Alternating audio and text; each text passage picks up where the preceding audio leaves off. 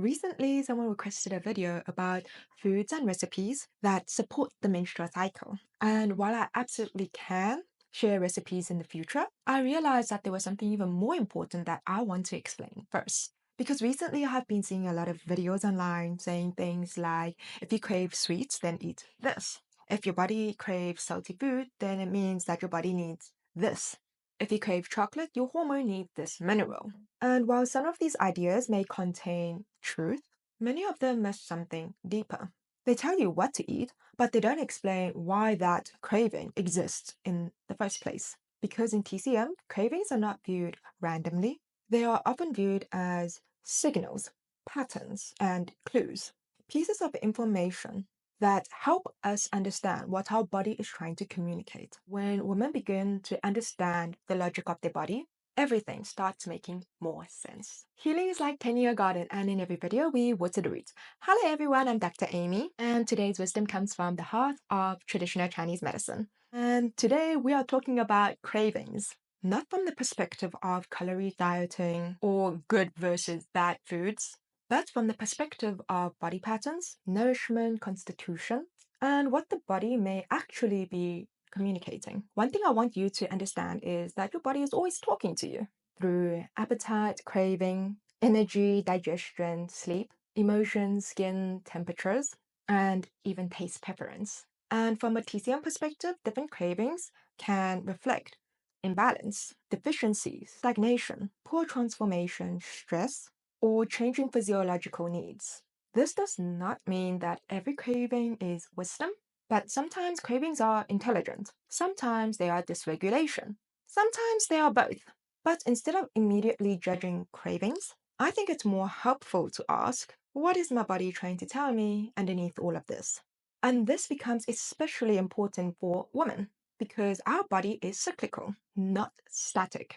Throughout the month, hormones shift, blood shifts, energy shifts, emotion, digestion, and circulation shifts. And in TCM, qi, blood, yin and yang are always changing throughout the cycle, which means women do not feel the same every single day throughout the month. And unfortunately, modern life have made many women feel very disconnected from this because women are expected to perform the same, work the same, train the same, eat the same, and function the same every single day, even though the body itself is changing constantly. Now let's talk about the biggest craving of all, sweets. In TCM, the spleen is associated with the sweet taste, but this is where many people misunderstand things.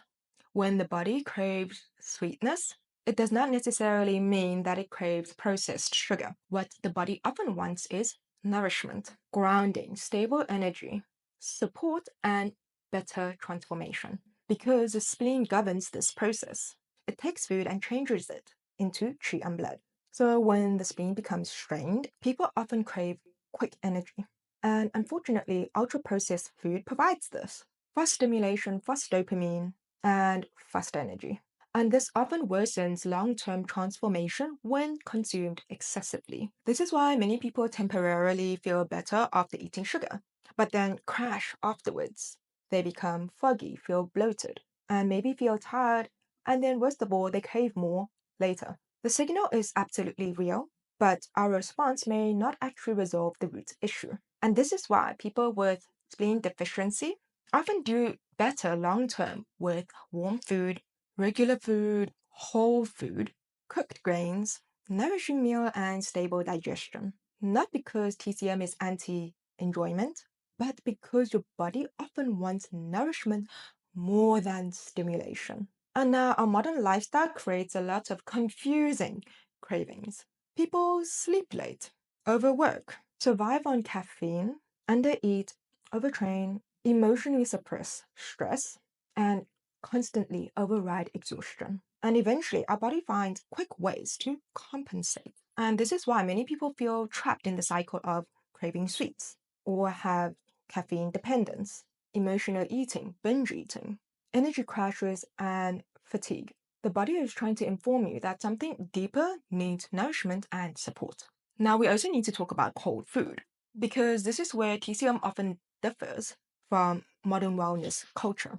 In TCM, digestion relies heavily on warmth and transformation, especially for women. And this does not mean that women can never eat cold food. And I really want to avoid fear-based thinking here. Constitution matters, environment matters, the cycle matters, the individual matters.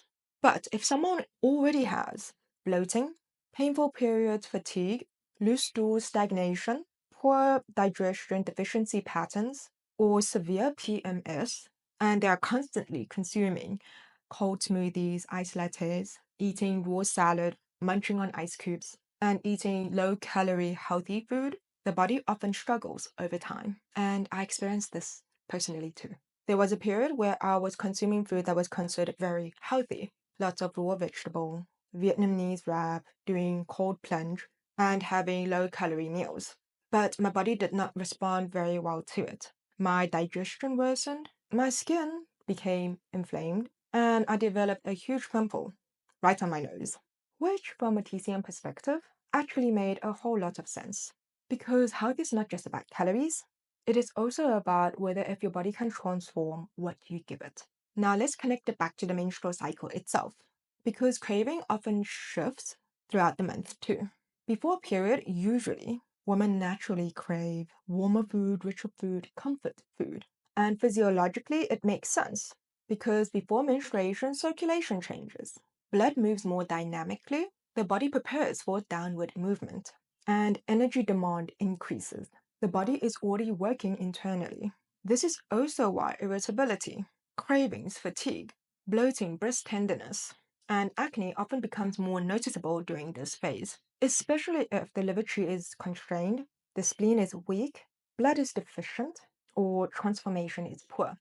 So after knowing about our different phases of the menstrual cycle and how we view it in TCM, it is very important to understand the five tastes in TCM as well. Not as strict rules, but as clues and to understanding your body better. So in TCM, sweet relates to the spleen, sour to the liver, bitterness to the heart, pungent or spicy to the lungs, and then salty or savory to the kidneys. And if someone craved this particular taste, it may be worth being curious about it. Not just about the food, but about the system beneath it. So let's talk about craving sugar. During this phase, your body may actively be reaching out for nourishment, stability, energy, and better transformation. So it points towards the spleen system, your digestion. Moving on to the next taste, it's sour. So sour food relates to the liver. And now many people I know, they crave sour food when the stress is very high. And while craving sour food doesn't automatically mean liver tree stagnation, it reminds us how closely emotion, circulation, and food preference can be connected. Next, bitter food relates to the heart. Think about your coffee, chocolate, tea, and bitter greens. And now many people rely heavily on caffeine. And from a TCM perspective, this raises a very interesting question. Is the body asking for more stimulation, or is it asking for deeper restoration? Sometimes what looks like a craving for energy is actually a craving for real rest. Next up, pungent food, so your spicy food, relate to the lungs. So as you can all imagine, when you eat something very hot, you start sweating. So your energy disperses. So this is why a lot of people, they naturally go for spicy food when they feel congested or they feel like they need a release. And now, finally, salty food. This one becomes noticeable with age. My grandmother often shares with me that she craves salty food more than ever before. And from a TCM perspective, this makes a lot of sense. Our kidney stores essence, and our essence naturally declines throughout life. Now, this does not mean that the solution is to eat more salt. The craving is pointing towards the system, and the solution is often deeper than the taste itself. The body may be asking for more restoration, recovery, nourishment, and support for the kidney system. My dears, constitution matters.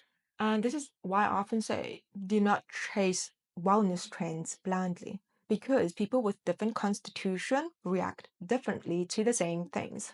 A woman with yang deficiency, coldness, fatigue, and weak digestion will need something very different to someone with damp heat, inflammation, acne, and excessive internal heat. And this is why TCM focuses on patterns, not just trend or one singular symptom. So instead of obsessing over strict food rules, I think everyone benefits from asking what would feel supportive right now. Sometimes support looks like warm food instead of cold food, regular eating, better sleep, less stimulants, more nourishment, or simply slowing down to notice what the body is trying to say. So, my darlings, I want you to know that your body is not irrational, it is responsive. Cravings, your digestion, your emotions, appetite, they are not happening randomly. They are happening with a body that's constantly adapting, regulating, preparing, and responding. Healing is like tending your garden, and understanding the logic of your body is often the first step toward finally working with it instead of against it. Thank you so much for being here. It really has been a long journey posting on YouTube, and I'm so grateful for all of your support, the stories you share, the comments you leave. And the best things I read are messages like people understanding their body better. So, my lovelies, I wish you all good health, and good health is the ultimate fortune and the only investment with endless return. And when do we start investing? Right now.